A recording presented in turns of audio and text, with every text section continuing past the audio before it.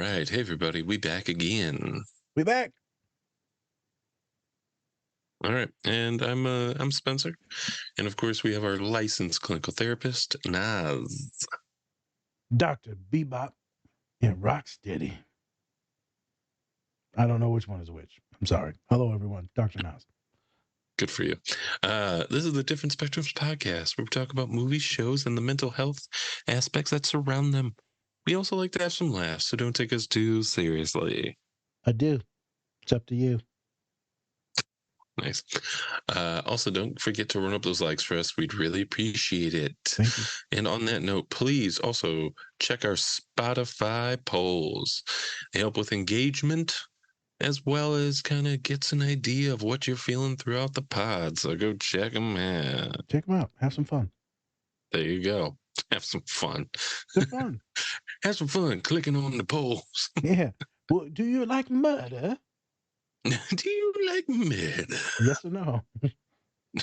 And that's how we arrest people. So for today, we are checking out the Lego movie. Great. Everything is awesome. Everything is cool when you're part of a team. Yeah. Everything is awesome when you're living for a dream. So today we're going to be talking about parents breaking free of rules or norms, and then also knowing that everyone is special. You're special.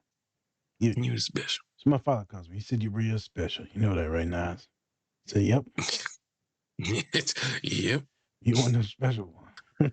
You look so proud as they were putting the helmet on. So, Nas, anything before we get into the show? Let me find my helmet first. No, well, it's a big ass helmet. Yeah, check this out. Obviously, we're super nerds. Both of us enjoy Legos. I think a lot of people enjoyed this movie in general.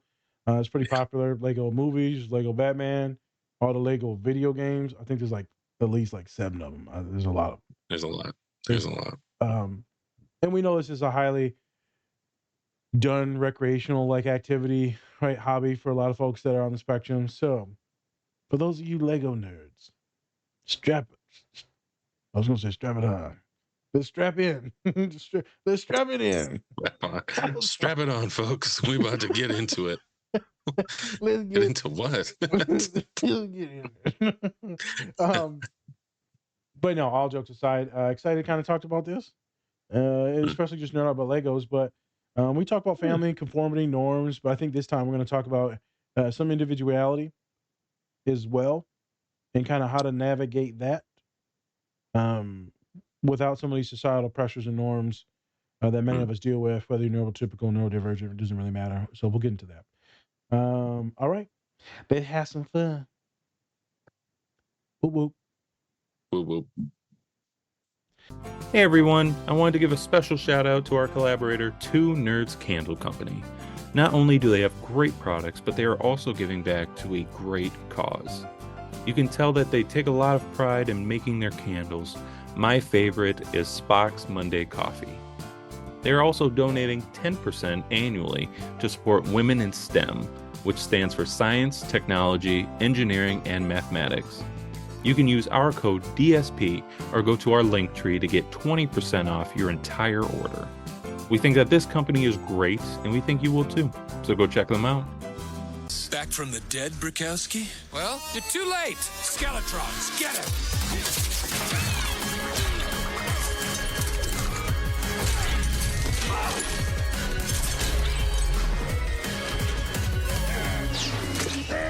Can't move! See your friends? Oh, they're finished. My world is almost finished. The last thing I need to do is finish you. No, stop, please. If you do one more thing, I'm gonna unleash my secret weapon. Your secret weapon? Yes. It's called the power of the special. That sounds dumb. All right. Here it comes. My secret weapon is this. What is that? Is it super small? I don't see anything. It's my hand. I want you to take it. You want me to take your hand off? No, I want you to join me. Look at all of these things that people built. You might see a mess. Exactly. And a bunch of weird, dorky stuff that ruined my perfectly good stuff.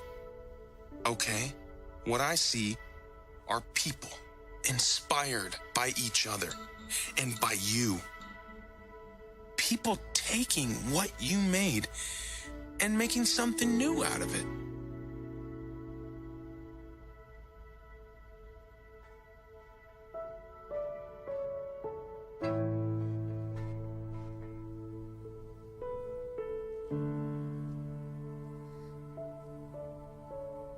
Finn, did you make all of this? The people are trying to stop President Business from using the Craggle. What's the Craggle?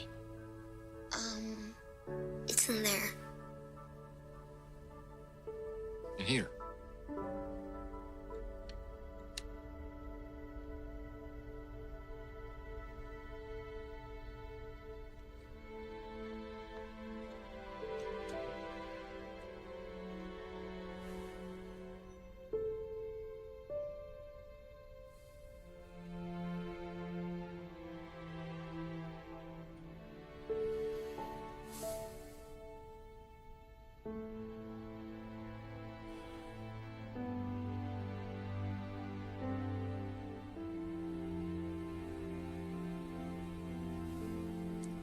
So, President Business is the bad guy?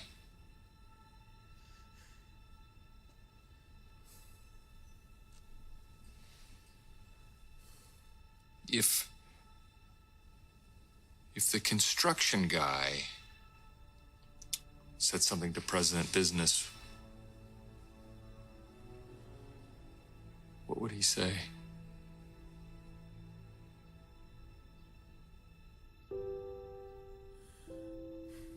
You don't have to be the bad guy. You are the most talented, most interesting, and most extraordinary person in the universe. And you are capable of amazing things because you are the special. And so am I. And so is everyone. The prophecy is made up, but it's also true. It's about all of us. Right now, it's about you. And you still can change everything.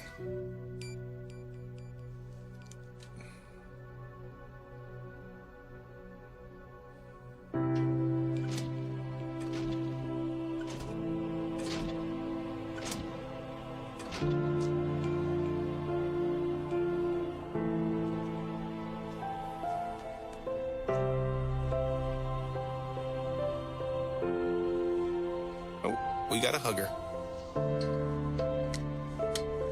Be careful. I have been told it might explode.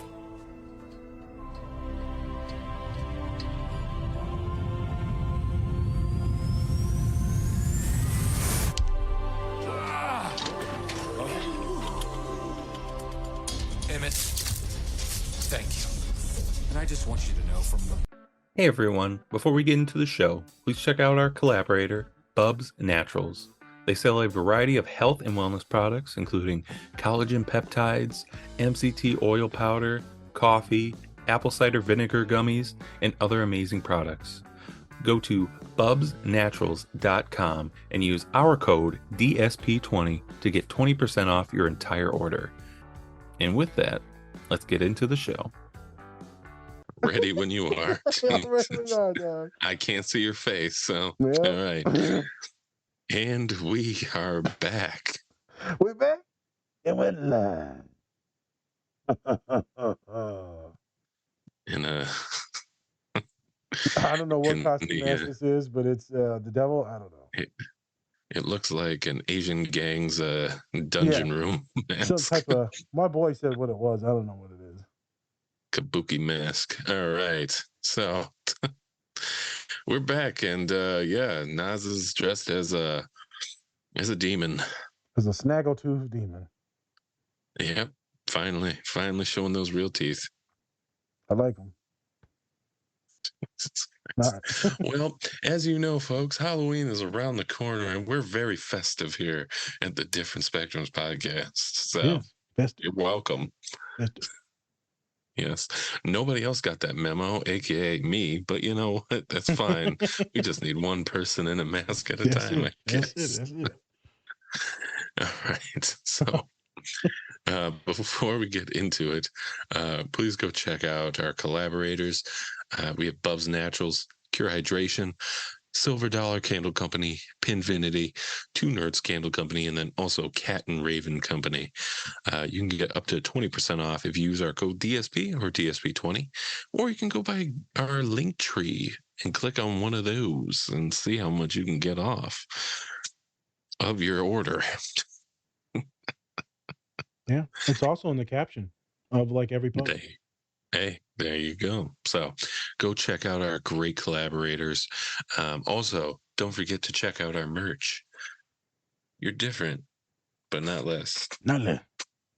You're not less. But really excited. Spencer's worked on some new stuff for those of you from Michigan, Yes. Detroit, or just like the colors blue, purple, which are fabulous colors. Go check those out.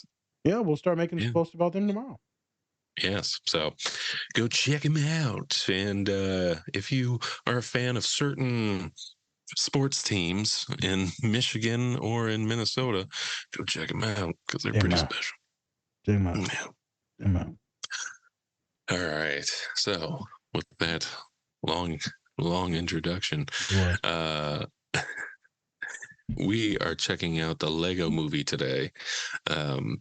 So if you don't know the Lego movie, it's all about this character, Emmett, who looks like he's just like this plain construction guy, but he's the special.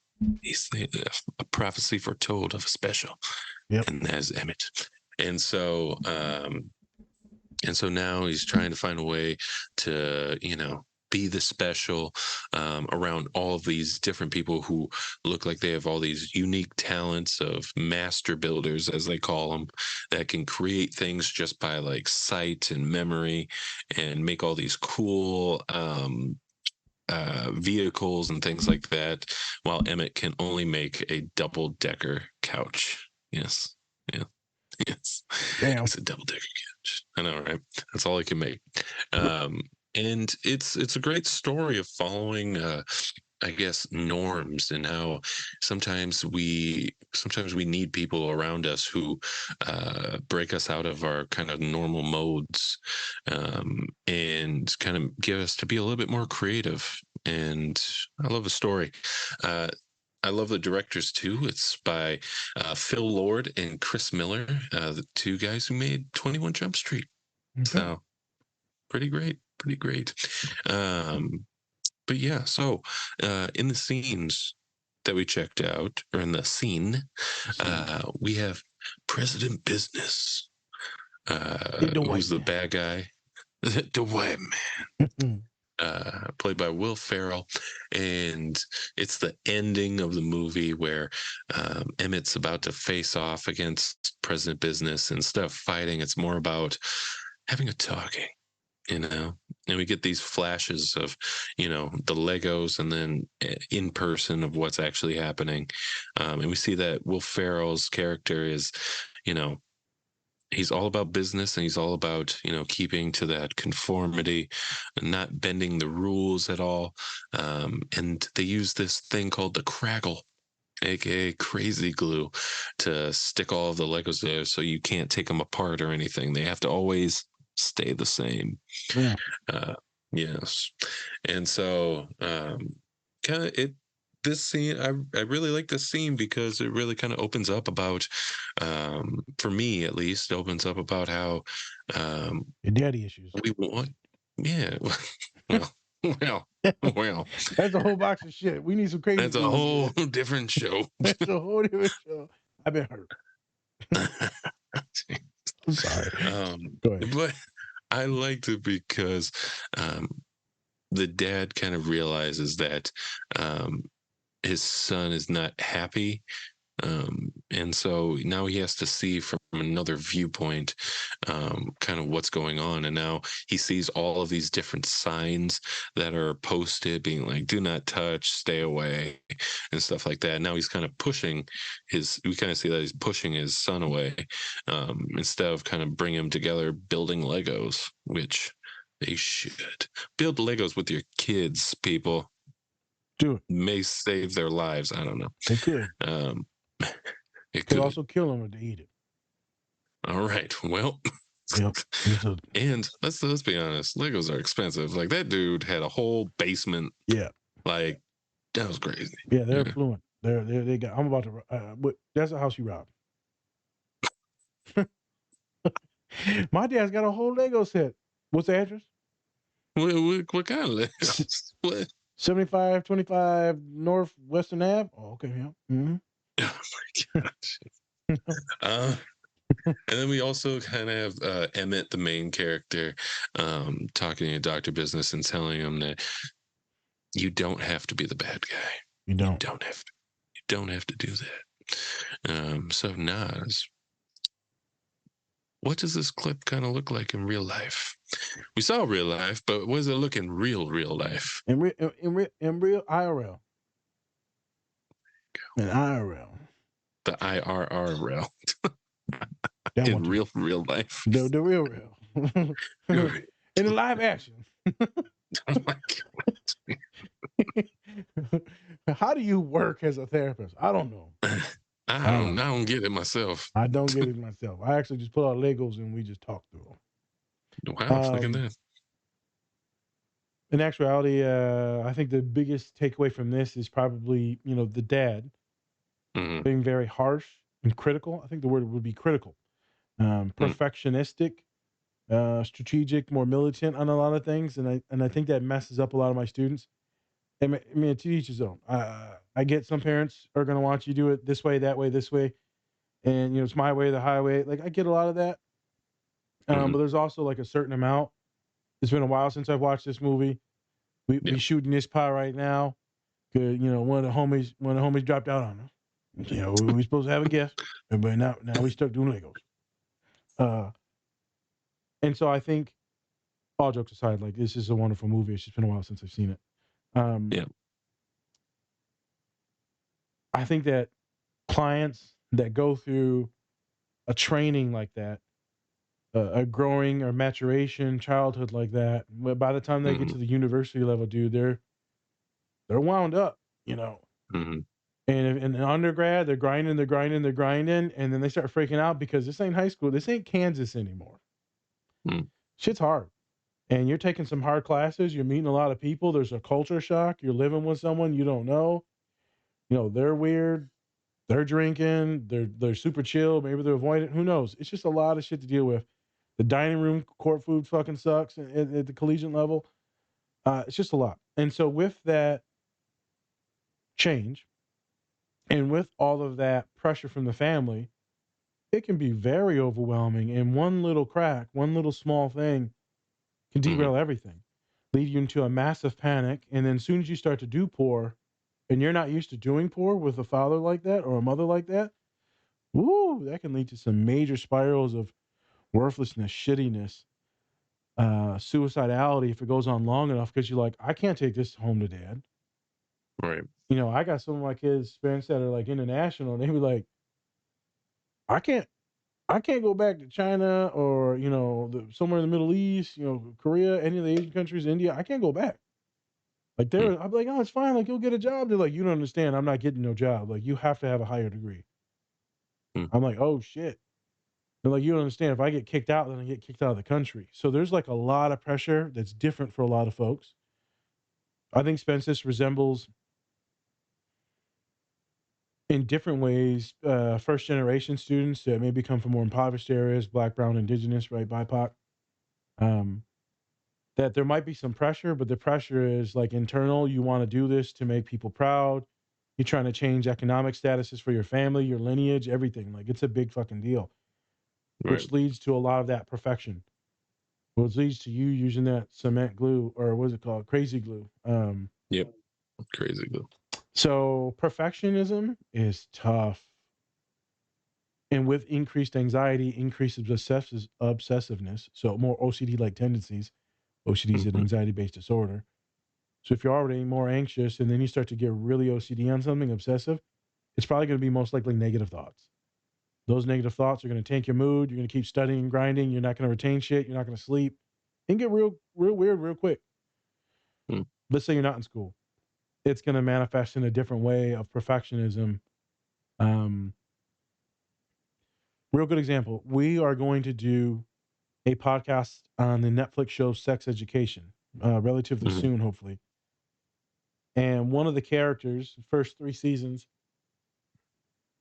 the dad is the principal, and he is like on his son's ass all the Mm-hmm. time. Like it is nuts. And his son's kind of like, he's not the smartest dude. Let's just be real. He's not that smart.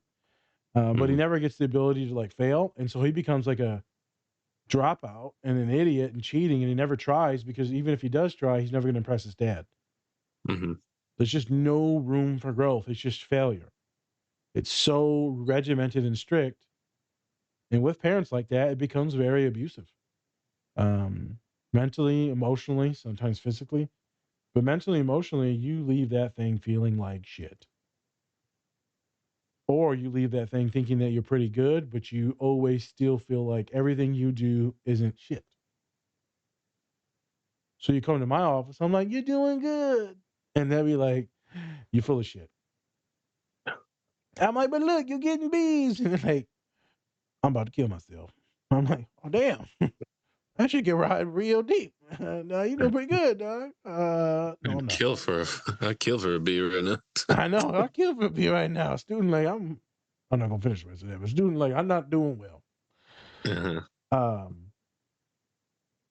so it depends. So this movie, it's a pretty good ebb and flow of what happens Mm-hmm. with this kid. He's feeling the effects, just getting sideways, getting real weird. I'm sure he's going Mm-hmm. to internalize a lot of this later in life if it was to keep going. But as we get into the next phase of the episode or the scene, looks like he makes some headway with the dad. Yep. So I'm gonna kick it back to you real quick, and then we'll go into the next questions you got. Yeah. Do they talk about the kid at all during the movie? And like, do they make it seem like he's like feeling real weird or bad or sad or unintelligent or like what's the I kid's vibe think. in here? I mean, the kid's vibe is always like he's kind of scared to uh, be down in the basement and messing with his dad's stuff, but he does it anyways because he wants to get that creativity out and play with Legos. Um, there's anything like specific. He's like, there's like one part, probably like a little bit before this, where the dad is just kind of like, no, no, no, no, you're not supposed to like put this here and this over here. And then he starts breaking everything apart and putting it back to where it was supposed to be, right? Um, Even though, like, Legos are like meant for kids and stuff like that, um Correct. and you know what, and if you are an adult like us, I love Legos and stuff Yeah. like that, but at the same time I wouldn't want to keep my kids away from being able to play with them either, because it's not just about me in that situation. It's also about my kid and letting them have their creativity and fun come out too. So yeah. Okay. So he goes downstairs. Dad's like, well, he's freaking out. He doesn't want to go into that area. Why? Because he is freaked out that he's going to harm his dad in some Mm-hmm. way. And so his dad's going to be triggered, lash out, be Mm-hmm. punitive. So that's what a lot of folks will come to at the school. Some of Mm-hmm. them will try, do actually very well, but that fear of failure will cause them to start avoiding things. Mm-hmm. Because when there's more and more anxiety, some folks will go into avoidance. Mm-hmm. We all need a little bit of pressure and stress. That helps us do shit. But when it gets too Yeah. much, a lot of us will shut down and run away. And we'll procrastinate. And then you'll be like, I just can't focus. Well, you can't focus because you're afraid to fuck this up. Mm. And you're afraid of what's going to happen when you mess this up. And you're afraid what will be the fallout. So what happens, but then also how will you be able to recover when you mess this up? Mm-hmm. So the fear of failure or letting someone down is immense thing to deal with. And so it's just easier for folks to avoid, unless you never really have to be like, oh, I'm stupid. I used to do that. Hmm. I used to avoid a lot of shit, Spence, because I'm like, oh, if I procrastinate, then I'm stupid. I got dyslexia. It's okay. Hmm. It's the reason why I never corrected any of my papers in undergrad. Never went back and rewrote or like edited. Oh my God, I can't believe I never edited these papers. The teachers had to be like, this fucking kid's illiterate.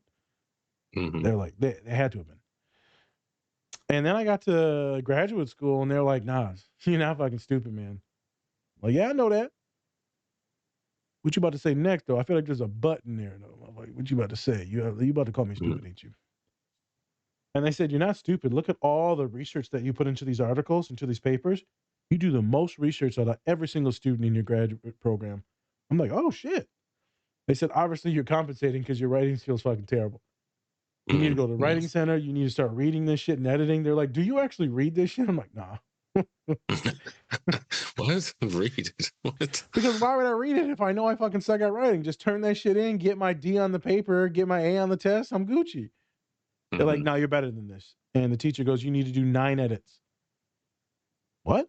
Yeah, you need to reread your shit 9 times. I'm like, dog. And then I got Grammarly when I did my PhD, and that helped tremendously. Tremendously. A lot of edits. Why do I say this? Because I avoided so much work. But the fucked up thing, Spence, is if I would have actually been a good writer, I probably would have been in medical school. So would have been cool? Yeah. Would have liked it? I mean, I don't know. I probably would have never met you and everyone else because, if I would have got that 3.8, 3.9 like I needed, probably would have been in med school. But I just could not write, dude. It was so bad. It was so bad. Some of us just don't get services. So besides the point, it caused me to avoid a lot of things and just turn shit in and then focus on other things, which is a good skill to learn. Focus on the things that you're good on, shit that you're not good on. Hey, it is what it is. You know what I mean? Like, just turn it in. But for a lot of folks, they just completely avoid everything that's really hard. And a lot of things are really hard for a lot of people. Yeah. So this movie, the boy triggered from dad because of the perfection. But a lot of folks, the dad, the man, the white man. It could represent just society in general. For folks that are neurodivergent, right? Autism, ADHD, bipolar, transgender, any of the things, man. Any neurological issues, whatever it is. Whatever it is. The real world is fucking hard. The real world is extremely fucking hard. And so if your brain doesn't work in certain ways, it's going to be really hard to operate. And so it might force you, this pressure to operate and conform into society should be protected by the, ADA laws, Americans with Disabilities Act. But like that shit doesn't always apply, and people don't always have the services or money to get like accommodations. If you do have accommodations, some schools can't afford them. It's a whole thing. That pressure to be perfect to make it, especially as brown and poor in America, is suffocating. And it's tough. And a lot of people will just quit. And a lot of men of color will drop out mentally of school, and we will go into doing stupid shit. And when we get depressed, we don't get suicidal like a lot of other folks. We get homicidal. So it's death by suicidality through homicidality. So we'll start talking shit, getting into fights, getting in dangerous positions, start over drinking, kind of hoping that something happens and we don't have to deal with it anymore because we know someone's going to take us out. Yeah, it was really interesting with me because I'll be pushing the fight. I said, "Come on, man, let's go." They be like, "What?" They be trying to fight. I ain't fighting no crazy ass. Okay. I used to tell them, "I'll take a beating now, boy." Like, why would you say that when you're getting ready to fight? I'm just letting you know. I can get hit very well. Thank you very much. I like it. I like it a lot. I actually don't. I was just very fucking suicidal.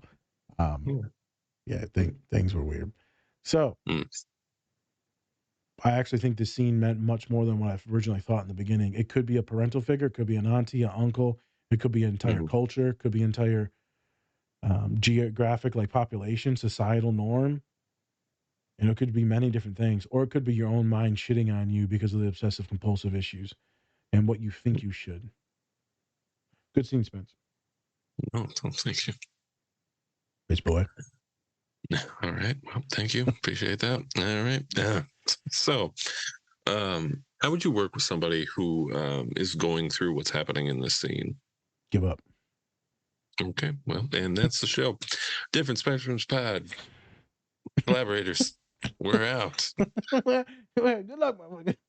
Short but sweet. Short but sweet.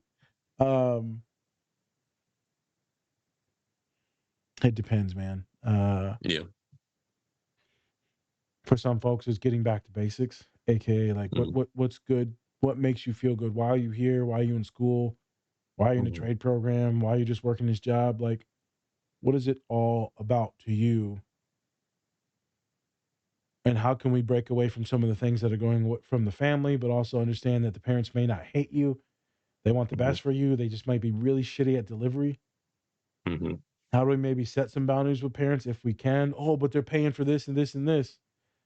Okay, they paying for all this shit, but you're about to drop out anyways. Or like you're suicidal, so they ain't even gonna have no kids. So it depends. The biggest thing is making people believe that they're not complete trash. And then giving them the skills to handle their anxiety because they're probably anxious as shit. So whatever the grounding techniques are. Then we slowly start to get them invest in things that they enjoy. We make sure that they're eating and sleeping correctly, making sure that they're getting enough water. You know, because most likely if they go with a dad like that, Spence, they're not sleeping. They're grinding. They're grinding. They're grinding. They're grinding. They're grinding. With someone like me and you, we might avoid and just like, fuck, I'm gonna take a nap. I'm gonna take a depression nap. Yep. Yeah. No, they're gonna be like so obsessed that they will never go to sleep. So then we'll have to talk about sleep and how you need sleep to actually function well. And if you don't, it's actually going to harm you in the long run. So an extra 2 hours of sleep will actually make you more effective, more efficient, more ethical in your work. Actually, it's going to help you. I'm using a big boy word now. I know. Use your little sprinkle hands there. Like, ethical. You know, I'm using my letter words I learned in my college school. Spell it. F. I didn't even go in there. Efficable. EF. Football. Jesus. They're like, he dumb. Yep. Well, you knew that already. I'm just different. But not less. But not less. Shout out, buy the hoodie. So there's a lot of steps in dispense. It's very convoluted. Yes. You have to start from the basics, work your way up, and then making sure that they're not killing themselves going towards perfection. Right. And so how would you talk to somebody who wants to still, because you probably deal with this all the time, somebody who wants to get their creativity out, but yet it is kind of being suppressed. Now, it could either be by parents, society, whatever. How do you kind of get people that are on that creative side to kind of let it out, even though they're kind of being told no? You like pizza, Spence? I do. I do like pizza. Yes. Would you eat it all day? Would you eat it 3 meals a day for the next 10 years? Probably not. No. You're tired of it real quick, wouldn't you? Yep. Those are the people I know that work. Usually so sick and tired of it, they ask me, what's the point of all of this? Right. What's the point? What's the end goal? What's the job? I'm not even happy. I don't even see myself being here. I hate everything I'm doing. So what's the point of even existing? So without sprinkling in a little bit of fun, a little bit of self-care, a little bit of drawing, the sitcoms, skateboarding, basketball, communication, cooking, I don't care what it is, cross-stitch, sprinkling in something that brings you joy, hanging out with friends and talking nothing about something about nothing. There has to be something more than just the work. There has to be. The end all goes to get the job that you want. I get that. And you got like mouths to feed. I get that. But if you're eating that same thing all day, every day, bro, you ain't going to make it to the end. So the biggest thing is making sure they implement something. Right. They got some special interest, bro. They didn't just go through life with the deflectors on. You're not a fucking horse with those little blinders on. That way they're just running the Yeah. racetrack. Then that's not it. I remember one of my boys,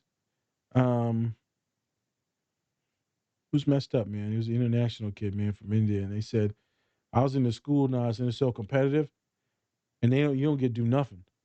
Nothing creative, no art, no music. Ain't no gym, man. You just learning math, engineering, reading. That's it. Just science. It's just STEM. That's it. All just STEM. And they're pumping Wow. and turning out these kids. And then they're taking these big tests to get placements into what like schools or universities are coming to America. And he's like, there is no identity development. You are this. You are going to become this educated individual that's going to become a lawyer, engineer, scientist, right? That's what you are, a doctor. Mm-hmm. And so that can strip away almost all of your identities, bro, because you will just be this one thing. I am a machine to learn. And the depression I've seen from that shit, homie, is Mm-hmm. tough. Yeah. That boy looked at me and he didn't have nothing, man. No joy, no nothing. And these boys, man, these women, these people, these humans, these kids, it's soul crushing to watch them, to know that they got nothing. No joy, no Mm-hmm. nothing. And so to sit with me, and then I have to literally beg them to change. Because if you don't change, your time's up. Yeah. And because you're going to drop out, you're going to be depressed or suicidal. So I usually have to hit them with the truth, and then they'll start to do a little bit, little small things, right? Mm-hmm. Um, and then they'll like get a little bit of joy. But then as soon as you tell someone, Spence, to get that little bit of joy to do something, I got to study. So they usually feel guilty that they did something joyful. Right. Like, oh, I took these vacation days, but I got about 50 emails to answer and I let a bunch of people down. Or like when people of color take, because people of color with these high degrees and educations and all that shit, we don't want to take Mm-hmm. days off because people will think that we're not working hard enough. We want to Right. make sure that we are fucking really good at our jobs. That way you can't say nothing. Yeah. That's the pressure to be perfect, being brown. And a lot of people will say it's like brown women, right? And I get that. But also brown men are seen even more aggressive or more ignorant or dumb. And so for us, I'm telling you, it's another step up um, to fight through some of these things. So we won't take sick days, vacation days, where I see my white counterparts taking days off all the time. I'm like, damn, this motherfucker, they don't never work. Yeah. But is Karen working? Mm-hmm. Well, what the hell? I ain't seen Bobby in a month. Where the hell Bobby at? Bobby's always missing. I don't know where he at. A motherfucker stole my sandwich. Okay. Bobby's stealing. Still, I get he broke. That's my sandwich. Dang, his dad always be selling propane and propane accessories. Can't buy him nothing. It's Can't buy me terrible. shit. Shout out to King of the Hill. Shout out to King of the Hill. One of my favorite lines is when, was it Dale? I think it's Dale. Yeah. He was talking some way. He was just like, pocket sand. It's one of my favorite lines in the show. He just has a pocket full of sand and uses it if he needs to blind somebody. There you go, boy. Hey, it's great. when in doubt, well, Pockets. pocket sand. It reminds me of the scene from he said, I got a pocket dog. What the hell movie was it where he had a pocket in his hot dog? Or A pocket in his hot dog. What he kind had of he wordsmith had are a hot you? dog. He had a A hot dog, pocket a in my pocket hot dog. dog. I got a I pocket try to dog. tell you what pocket. Who is it that always had a pocket dog? Oh, it's from the League. It's Oh, the crazy Arab dude from the League, yeah, who oh plays like the yeah. crazy dude in Big Mouth. He plays a crazy dude in And everything. everything. I love that fucking him. He's always eating Yeah, pocket dogs. They're like, where'd you get this hot dog and why is it so warm? Don't worry about it. yeah. Want a pocket dog? I want a fucking pocket dog. Ew. But it's just intense. And so Yeah. I can get someone to take that time off, but then convincing them to like relax and chill is even hard for me. Folks of Right. color is extremely hard, right? It's just hard, man. Yep. It is. So it's about rewiring the training that you've done to make Mm-hmm. sure that you just want to exist, because eating that pizza every day, all day, going to work every day, all day, you lose your identity. And there'll Yep. be like some of my undergrads and some of my graduate students. They'll be like, shit, man, I did nothing but school and undergrad. And now I'm like, Mhm. fuck it, I'm free of my parents. Forget that. I'm gonna go like date. I was like, let's go, Mhm. boy. Hop on that Tinder now. I'll take the pics. Snap, snap, snap, snap. Yep. Damn, man, that's too much tush now. You know, put that thing away. little less ass. All right. Thank Look you. at that Appreciate it. ass. Yep. Look back at it. Uh, um, and it's so fun, like coaching them through that. And they're like, "Oh, it's going to distract me Mhm. from all my schoolwork." I'm like, "Hey, man, you couldn't focus anyways because you was depressed as shit. So like, hey, let's have a little bit of fun. Right. Make sure you being safe now, Mhm. and you're drinking safe and you're having fun. Right? And don't be doing no crazy shit. Right. I'm gonna get the booger sugars." For those of you that don't know what that is the Oh my God. cocaine. Okay. Well, you know what? Educational Education. Because in case anyone on offers all you the booger different. sugar, say no. Hey, want some booger sugar? Say no. Say no. Say no to the sugars. Yes. Yes. Don't get diabetes through the nose. You don't need it. You don't need it. But yeah, it's tough. So there's a couple different realities that I gave you about Right. what I deal with, what I see, and kind of Yeah. how to triage up. Then also the Mhm. difficulties that I have as a therapist, making them stay in that place of comfortability. Right. Right. Yep. Okay. Yeah. What about you, boss? When, What when, about me? when have you been like, I don't like how I have to act. I don't like these rules. I don't like this specificity of how I'm supposed to be this day, that day, work, class, right? Whatever, masculine or feminine roles. It's most of my jobs, honestly, that I do. Um, Most of them that it's it's weird. It's kind of like that feeling of like they say like, "Hey, you're your own boss. You can, you do your own thing, right?" But then, you know, if I do something wrong, then they're like, "Why would you do that?" You know? No, no, no, don't do And that. You can do yeah, whatever you want. Don't do that. that's what I'm saying. It's like they're trying to act like it's kind of like wearing like a dog collar that shocks you once you go past like your fence, you know? Like technically, you're free to roam about wherever you want, but if you go past the yard, I'm definitely going to shock your ass. Like, and you're like, well then what the fuck's the point? Why wouldn't you just have a fence up then? Why wouldn't you just give me these rules The and format. tell me, "Hey, yeah, just give me something. If you want me to go by rules, then lay those rules out. I can't follow every single rule that you don't tell me because I don't know them." Right. And so Good point. that's one big thing for me that I've always seen, especially in retail and stuff like that. It's like, yeah, do your own thing. But at the same time, if you're not doing what you're supposed to be doing, then, well, Hey everyone, thanks for watching our show today. We just wanted to take some time to give a special shout out to our collaborator, Cat and Raven Design. They are a small queer-owned business that specializes in LGBTQ plus pride soaps. They have great designs, some that even look good to eat, but don't. You can get 10% off your entire order if you use the code DSP or go to our link tree. Help support this great small business and help give back to a great community.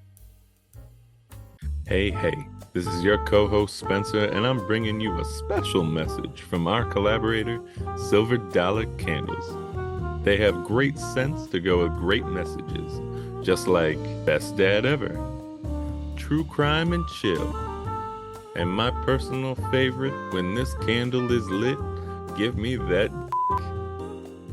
You can also make your own candle and message that fits you. So go use our link in our link tree to get your order placed with Silver Dollar Candles today. well, I'm gonna, chastise you.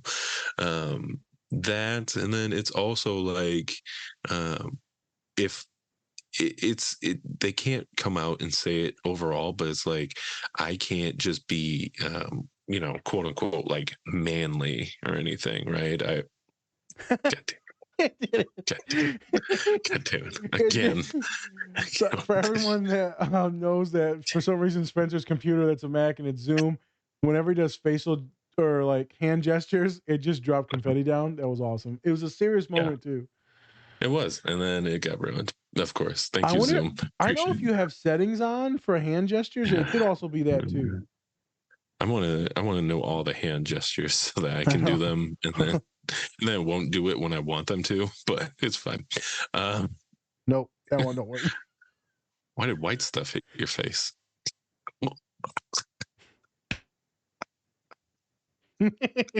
Next question. But yeah, that, and then it's like, you know, I just don't like it when people helicopter me when I'm working and things Mhm. like that, constantly telling me like, "Oh, you should be doing this. You should be doing this." It's like, I'm sorry. This is retail. You know, and I know that I'm not a person that walks up to people and just sells. Like, I'll ask somebody how their day is going and things like that. But I'm not going The to hard sell. just, yeah, I'm not going to hard sell them. Why? Because I hate people that do that. I Mhm. really do. So I'm not going to do that to somebody else. And people that really try to make you do that, they're like, well, we have to hit a goal and shit. I'm like, first of all, you're going to hit your goal. And if you don't, it's not because I didn't do it. It's because, people just didn't want to buy shit. Yep. So, Maybe money, you know, finances, or the product. yeah, that's how it goes. Yeah. And so that's been kind of my experience with especially retail. It's like when people helicopter me, I actually don't want to work and I don't want to sell for you. I actually feel like I am not going to do anything for you because you're being kind of an asshole. Um, Yep.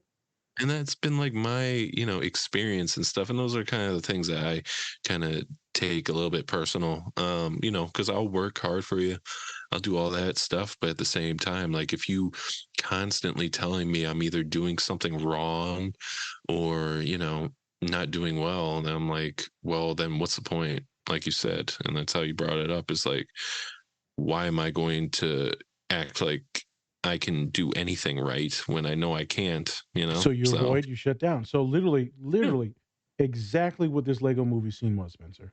Exactly.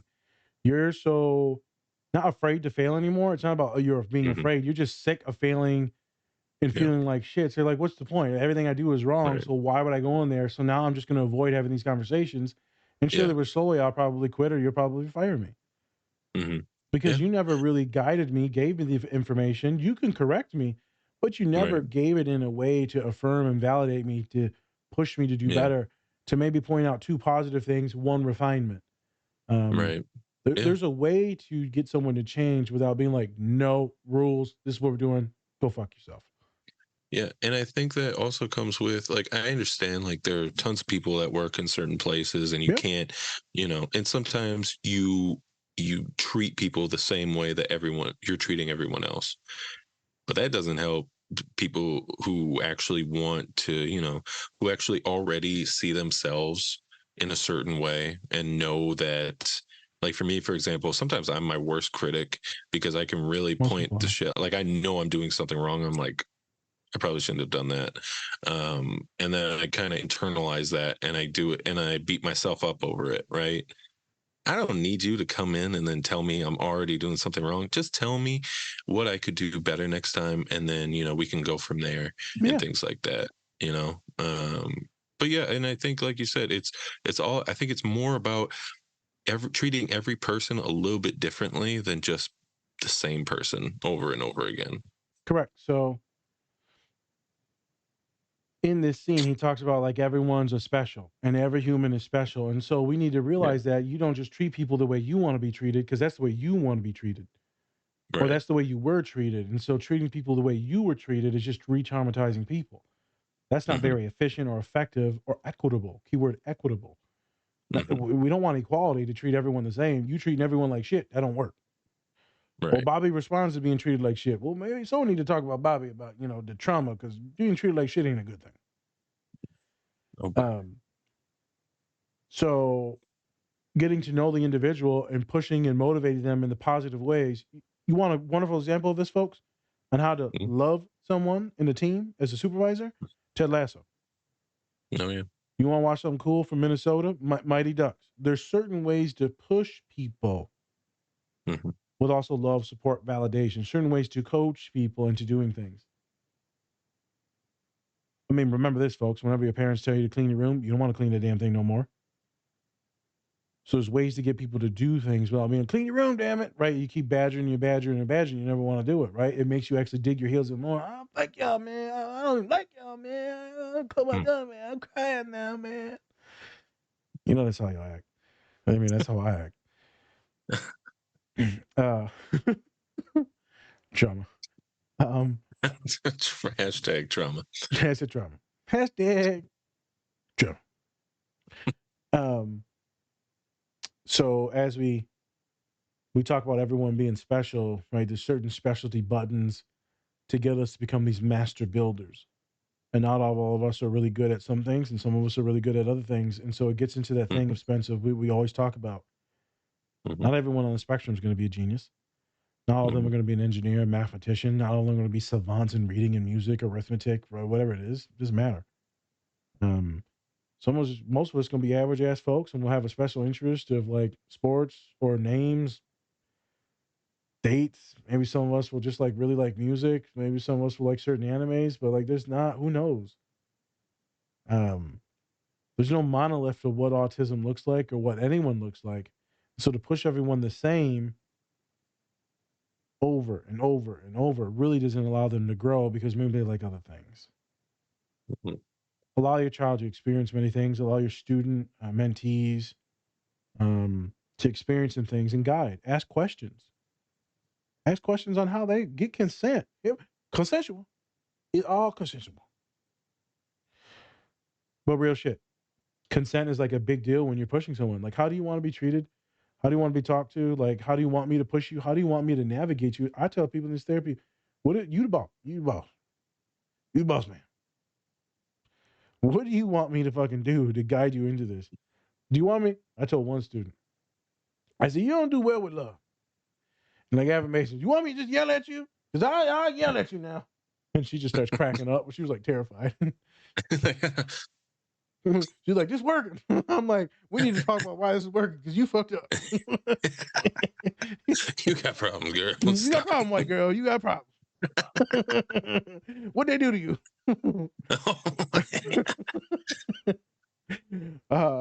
Yeah, just so funny. It's a good time being me as a therapist, man. Yeah. But yeah, the conformity shit is intense, Spence. I'm glad you hit all those topics. I can go do a bunch of different shit about me, but folks know enough about me, and we'll switch off of that. We were talking about today story time. Me and my boy were sitting in the office, I think on Tuesday. We were just kicking it. Because he was like on call and I had like some free time, which never happens. And he was like, man, who would you want to therapize you in the office? So like, who would you want to be like your therapist? And, he was listing off some names, right? He goes like, this dude. I'm like, this dude? Nah, man. Like, nah. He's like, why not? I'm like, I ain't letting that little motherfucker therapize me. What do I look like? Motherfucking 5'5" therapizing my big ass. Like his little white ginger ass, man. I ain't getting hell no. Oh, leprechaun. Oh, Find your leprechaun gold in the hood ass. ass, man. I'm sorry, folks. Yep, I said it. Lucky Charms cereal having ass. Oh, pot of gold, motherfucker. He was like, who would you have? I said, this dude here. That's my boy. He's like, for real? Like, you would have your boy do it? I'm saying he pushes people. He's kind with people. He takes no smoke. Philosophical, also funny. Like, and just in like larger humans, more prowess, more. I mean, it's this thing, right? I'm a big boy. I might want someone a little bit bigger. And then I also said, there's this other person though. Since I don't really like them. I mean, they're cool. Don't get twisted. But I would never like hang out with them. But them as a counselor, I'd be like, man, they love the shit out of me, man. I know they would comfort and soothe me so much. Yeah. But one-on-one with them is just kind of weird. It just feels like they're acting nice. Like it feels fake. Yeah.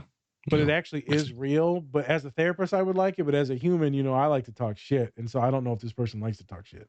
Like, haha. It's like the way they laugh. Like, haha. You're like, that wasn't real. They're just too nice. They're like the way they look at you, and they're so nice. I'm like, It's a You want nice ass. somebody who could like cut you a little bit. Yeah, I want someone to push me. But Just if I needed some love and support and stuff, then I would pick this other person. right. Both of them can do it. And so why do I bring this up? I think it was just hilarious. So we hung out today at the house, us three therapists. And then the one dude's like, yeah, man, Nas picked you. And he's like, I appreciate you, man. I said, yep, I picked you because you a little punk. Yep. And then the other dude says he'd pick the little white, little ginger. Ah, well. I'm like, yep. I like how we both pick males. I was like, okay. Gingy. I said, I'll pick the other lady, but I was attracted to the other lady. Oh, she real? She good looking. Yeah, this ain't the Sopranos. Can't be. Yeah. And so they both go, therapist. yeah, I don't know if you should be attracted to your therapist. I said, that's why I didn't have her. That's why I didn't have her do therapy with me. And I said, I was about to ask her out. And they said, no, you weren't. I said, man, we was at your thing in the summer, the little party. And like, she laughed at my joke and touched my arm. Oh. I know. I was like, damn, we dating? Well, we're technically I married know. now. Hope you know that. I know, man. I was like, shit, I think I'm pregnant. Ah, damn, girl.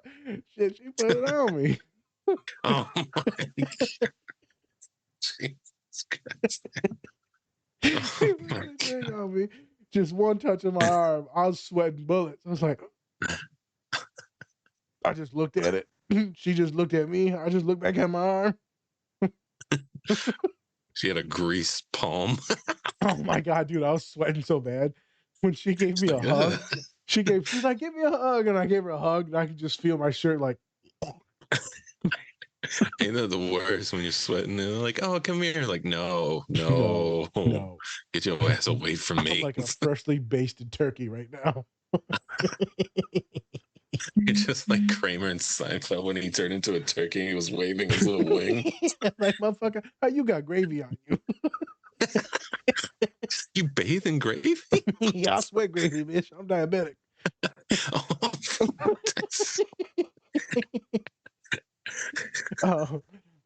So, why am I bringing all this up? Yeah, why? One is funny as shit. It's funny as shit. How weird I am. I'm like, damn, good, we dating. We gonna steady. I think it's funny because sometimes you're sizing up your therapist and you want to make sure that they are the person that matches you. And then they could fit the mold of what you want. So do you want someone that more loving and caring to be opposite of your father? Because if you have someone that resembles your parent, caregiver, guardian, it could be super weird, man. It could be good, but it could be really triggering and like kind of fuck you up. And you might transfer all their shit onto the therapist. Which if you have a good therapist, they can work on it and talk to you about. So I might get into this in a different pod because this is a really good story for a different time, but I want to get us out of here.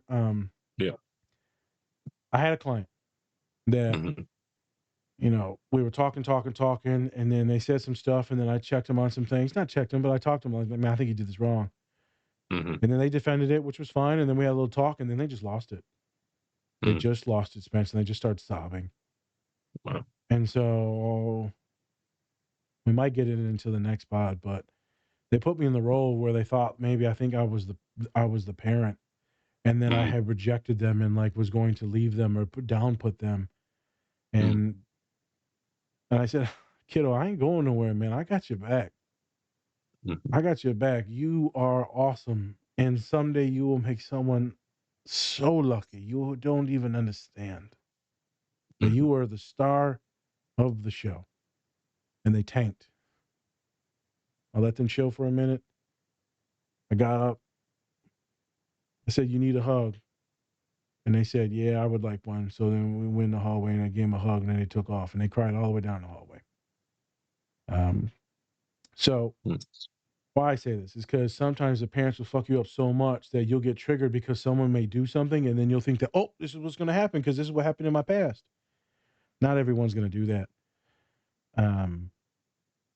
So therapy can be therapy.